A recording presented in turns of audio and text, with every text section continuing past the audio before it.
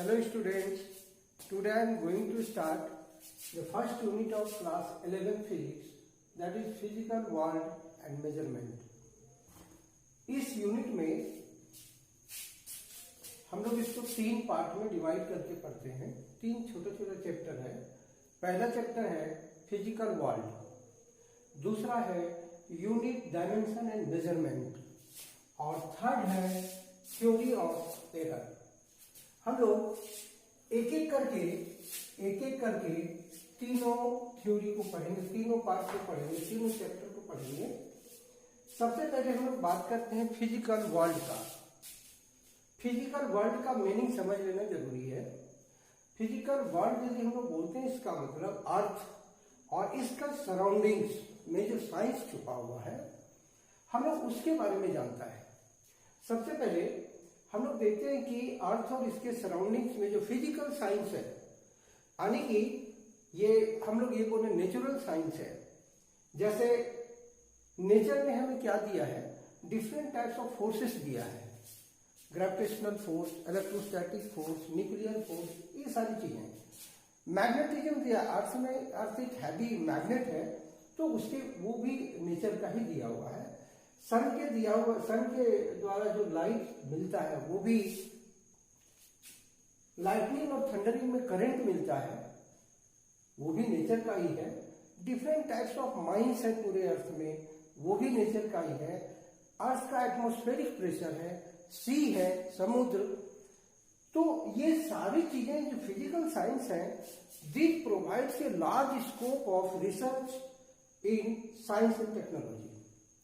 ये जितने भी फिजिकल वर्ल्ड के अंदर जितने भी ये फिजिकल साइंस आ रहे हैं, ये सबके बारे में हमें थोड़ा थोड़ा जानना है। और भी बहुत कुछ है, लेकिन जितना क्वेश्चन हमें इस टॉपिक से पूछता है, हम लोग उतने ही अभी पढ़ें। अब एक एक करके हम लोग देखें कि फिजिकल वर्ल्ड में सबसे ज्यादा जानने के लिए जरूरी चीज क्या क्या है। तो सबसे पहले हम लोग बात करते हैं फंडामेंटल फोर्सेस इन नेचर। इस नेचर में, नेचर ने हमें कितने तरह के फोर्स दिए हैं। दूसरा लॉ ऑफ कंजर्वेशन, ये बेसिक लॉ है। कुछ ऐसे लॉज हैं जो कि हमें कहीं पर भी लागू करना पड़ता है तो एक जैसा लागू होता है, उसमें कोई फेर बदल नहीं होता है। तीसरा है इनवर्स स्क्वायर लॉ, ये fundamental forces in nature, law of conservation और इनवर्स स्क्वायर लॉ, ये भी बेसिक लॉ इन नेचर है। तो हम लोग ये तीनों चीज को थोड़ा डिटेल में पढ़ लेते हैं। पहले हम लोग बात करते हैं fundamental forces in nature. Fundamental forces in nature, इसमें हम लोग कितने तरह के फोर्स पढ़ेंगे। जैसे gravitational force, gravitational force class 9 में हम सबको पढ़ते हैं। दो मासेस के बीच जो अट्रैक्टिव फोर्स होता है उसको ग्रेविटेशनल फोर्स बोलते हैं। उसका फीचर्स जानना है, ये थोड़ा सा किताब देखेंगे तो आपको पता चल जाएगा। फीचर्स का मतलब इसका प्रॉपर्टीज क्या है। प्रॉपर्टीज का मतलब जैसे ये वीक फोर्स है, स्ट्रॉन्ग फोर्स है, अट्रैक्टिव इन नेचर है, और ये जब भी फोर्स लगता है तो डबल होता है। M1 M2 पर जितना फोर्स लगाता है M2 M1 पर न्यूटन थर्ड लॉ ओबे करता है। ये सब इसके फीचर्स में आ गया। दूसरा है इलेक्ट्रोमैग्नेटिक फोर्स। ये इलेक्ट्रोमैग्नेटिक फोर्स को हम 2 भागों में डिवाइड करके पढ़ते हैं। जैसे पहला है इलेक्ट्रोस्टैटिक फोर्स और दूसरा है force between 2 parallel wires carrying current. इन दोनों का मतलब हुआ कि चार्ज जब स्थिर होता है तब दोनों के बीच जो फोर्स लगता है उसको इलेक्ट्रोस्टैटिक फोर्स कहते हैं। और वही चार्ज जब मोशन में चला आता है, जिसको हम लोग करंट बोलते हैं, तो 2 करंट कैरिंग वायर के बीच जो अट्रैक्शन या रिपल्सन होता है उसको हम लोग सेकेंड ग्रुप में रखते हैं। ये दोनों मिलकर के इलेक्ट्रोमैग्नेटिक फोर्स कहलाते हैं। तीसरा पॉइंट है न्यूक्लियर फोर्स। न्यूक्लियर फोर्स को भी हम लोग 2 तरह से समझें तो अच्छा होगा। एक न्यूक्लियर फोर्स होता है स्ट्रॉन्ग फोर्स और दूसरा होता है वीक फोर्स। अब स्ट्रॉन्ग और वीक का मतलब हम थोड़ा सा समझ लें। इसमें हर एलिमेंट का न्यूक्लियस होता है और न्यूक्लियस में न्यूक्लियॉन्स होते हैं, प्रोटॉन न्यूट्रॉन होते हैं।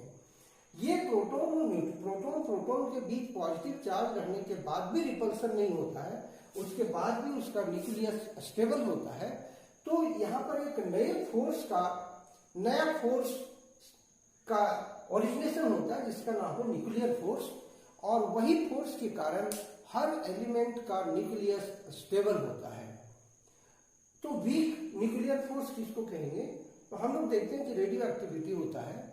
रेडियो एक्टिविटी में जो हैवी एलिमेंट्स हैं उनके जो न्यूक्लियस हैं, उस न्यूक्लियस के अंदर ये न्यूक्लियर फोर्स होता है लेकिन वीक होता है, क्योंकि रेडियो एक्टिविटी में न्यूक्लियस से अपने आप अल्फा पार्टिकल और बीटा पार्टिकल निकलता रहता है।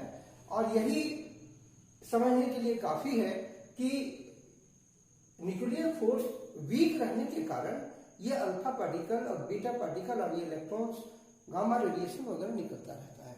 तो रेडियो एक्टिविटी में वीक न्यूक्लियर फोर्स होता है, और जो स्टेबल एलिमेंट्स हैं उसमें स्ट्रॉन्ग न्यूक्लियर फोर्स होता है।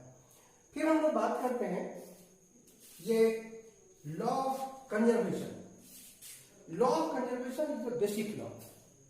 ये बेसिक लॉ हम लोग क्यों बोल रहे हैं इसको कि हम लोग कई थ्योरी में पढ़ते हैं, जैसे कंजर्वेशन ऑफ मास पढ़ते हैं। कंजर्वेशन को लेकर के हम सिंपल क्या बोलते हैं कि it can neither be created nor destroyed. Conservation का मतलब हुआ जितना है उतना ही रहेगा। तो ये थ्योरी मास में लागू होता है, जिसको हम लोग कंजर्वेशन ऑफ मास बोलते हैं। कंजर्वेशन ऑफ एनर्जी है। Energy can neither be created nor destroyed, this is the conservation of energy. उसी तरह से कंजर्वेशन ऑफ चार्ज होता है। चार्ज को भी कंजर्वेशन का रूल, चार्ज में भी कंजर्वेशन का रूल फॉलो होता है। और मोमेंटम तो हम लोग जानते ही हैं, मोमेंटम भी लॉ ऑफ कंजर्वेशन को फॉलो करता है। तो लॉ ऑफ कंजर्वेशन एक बेसिक लॉ बन गया जो कई एक तरह के फिजिकल क्वांटिटी में फॉलो होता है। तीसरा है इनवर्स स्क्वायर लॉ। हम लोग देखें इस लॉ का मतलब क्या होता है। यदि कोई फिजिकल क्वांटिटी डिस्टेंस के स्क्वायर के इन्वर्सली प्रोपोर्शनल जो होता है, तब हम लोग कहते हैं कि ये इनवर्स स्क्वायर लॉ है। जैसे P एक फिजिकल क्वांटिटी है, E डायरेक्टली प्रोपोर्शनल टू या inversely proportional to square of distance. Example में आप देखिए, एग्जाम्पल में जैसे ग्रेविटेशनल फोर्स बोलते हैं। ग्रेविटेशनल फोर्स का फॉर्मूला होता है Gm1m2/r²। तो r² यहां नीचे में आया, so gravitational force obvious the inverse square. उसी तरह से इलेक्ट्रोस्टैटिक फोर्स भी है, K(Q1Q2)/r²।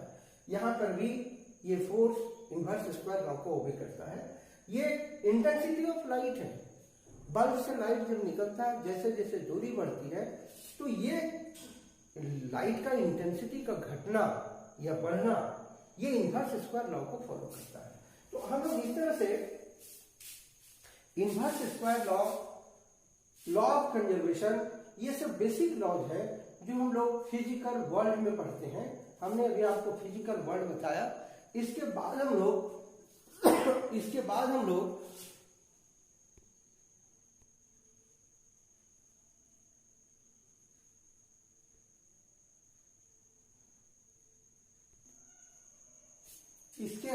पढ़ते हैं second chapter, unit, dimension and measurement.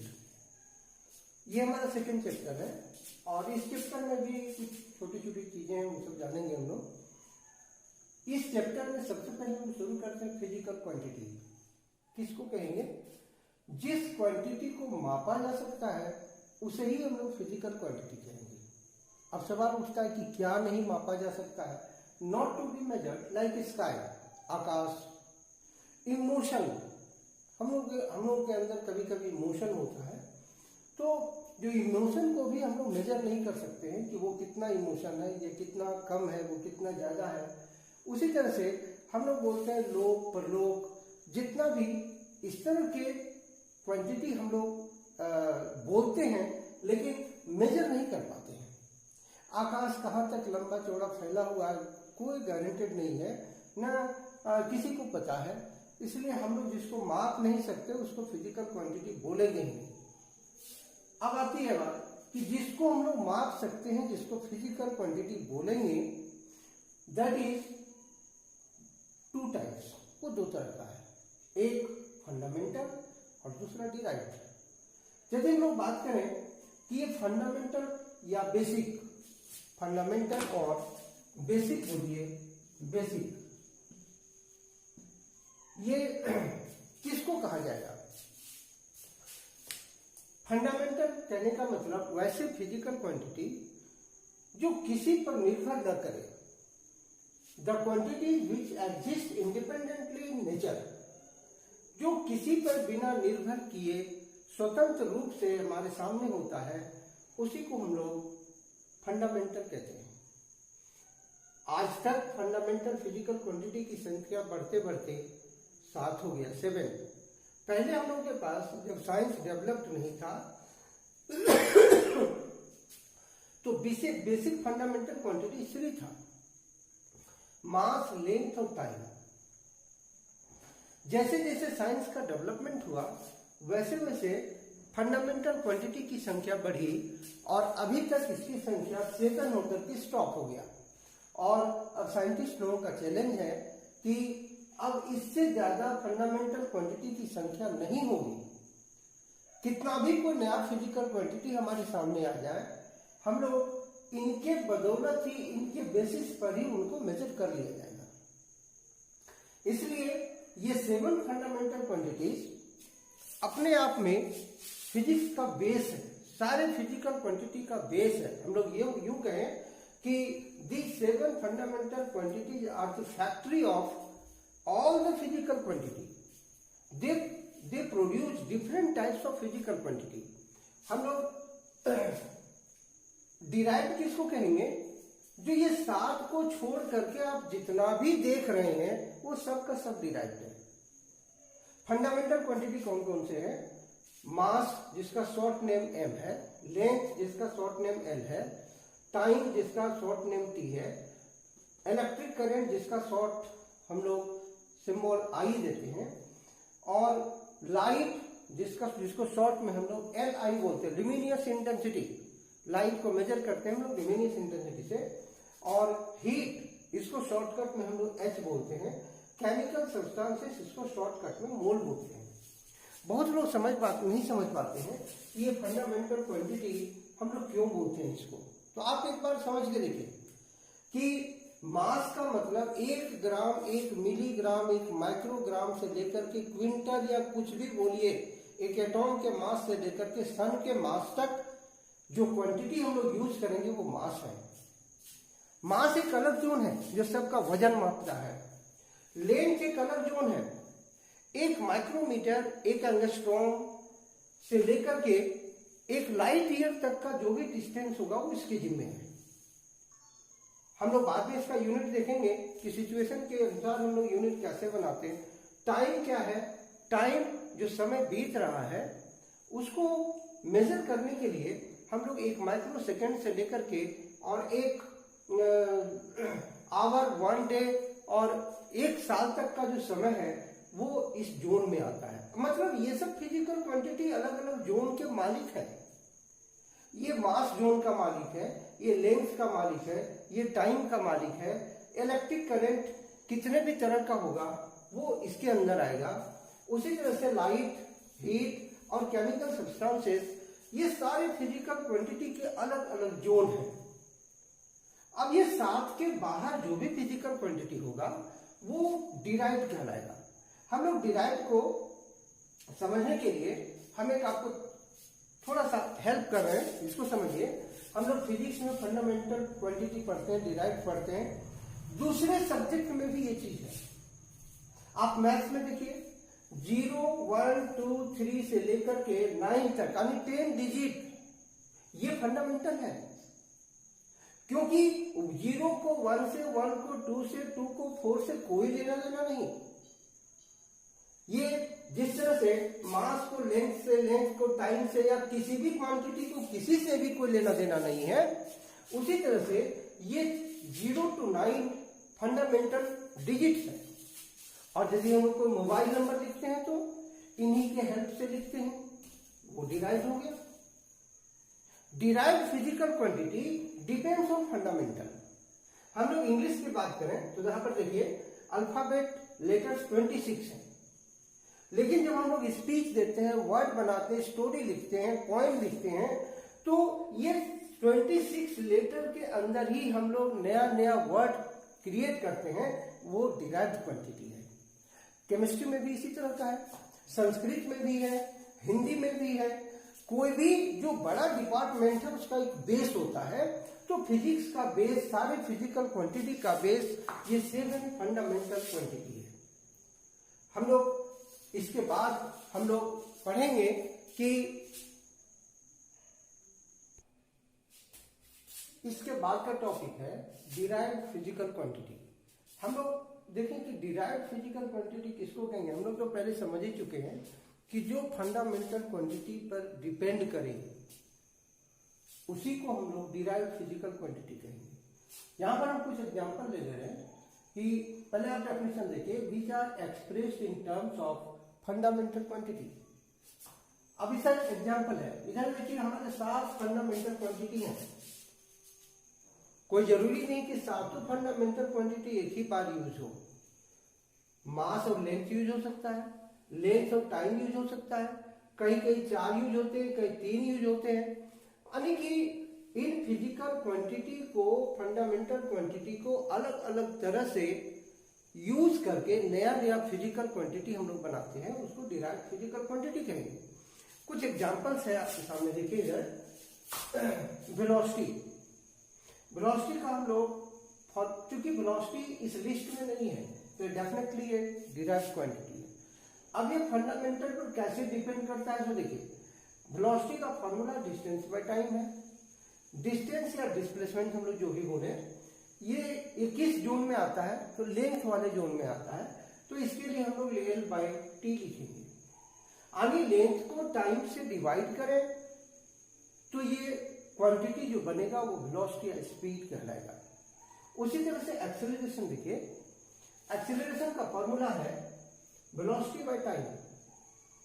Velocity के लिए लेंथ बाय टाइम हम लोग लिखे हैं, डिवाइडेड बाय टाइम एक बार और करेंगे, यानी लेंथ को टाइम से 2 बार डिवाइड करेंगे तो जो फिजिकल क्वांटिटी बनेगा वो एक्सेलरेशन कहलाएगा। So acceleration is the derived physical quantity. उसी तरह से फोर्स है मास इनटू एक्सेलरेशन। ये मास हमारा फंडामेंटल क्वांटिटी ऑलरेडी है और एक्सेलरेशन का हम लोग L बाई टी स्क्वायर निकाल चुके थे, तो length by time square, m मास और लेंथ को मल्टीप्लाई करके टाइम से 2 बार यदि डिवाइड किया जाए तो ये क्वांटिटी जो बनेगा वो डिराइव्ड क्वांटिटी फोर्स नाम होगा उसका। वर्क को आप देखिए, वर्क का फॉर्मूला है फोर्स इनटू डिस्प्लेसमेंट। फोर्स के लिए m L by T square हम लोग लिख चुके हैं और एक L से मल्टीप्लाई करते हैं डिस्प्लेसमेंट के लिए, तो m L square by T square, यानी मास को लेंथ से 2 बार मल्टीप्लाई करके टाइम से 2 बार डिवाइड किया जाए तो जो नया फिजिकल क्वांटिटी प्रोड्यूस होगा वो हमारा वर्क डन होगा। उसी तरह से आप डेंसिटी को देखिए, डेंसिटी का फॉर्मूला फोर्स बाय एरिया है। अब फोर्स के लिए हम लोग ऊपर में निकाल चुके हैं M L square, M L by T square, तो M L by T square हम लोग लिखेंगे M L by T square. और एरिया के लिए लेंथ इंटू लेंथ या लेंथ इंटू ब्रेड्थ जो भी लेंगे वो एल स्क्वायर लिखाएगा। ये कटपुट करके mass by L T square हुआ। और मास को लेंथ से एक बार डिवाइड करें, फिर टाइम स्क्वायर से डिवाइड करें, तो जो नया फिजिकल क्वांटिटी क्रिएट होगा वो डेंसिटी कहलाएगा। हम लोग इस तरह से डिराइव्ड क्वांटिटीज का एग्जाम्पल के थ्रू समझ सकते हैं।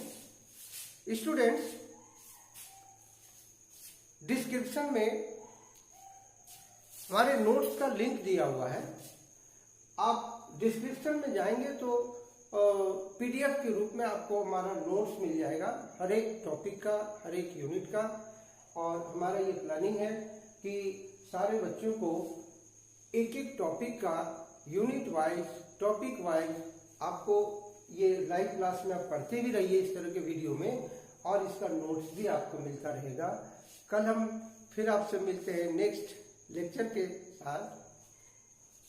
Thank you.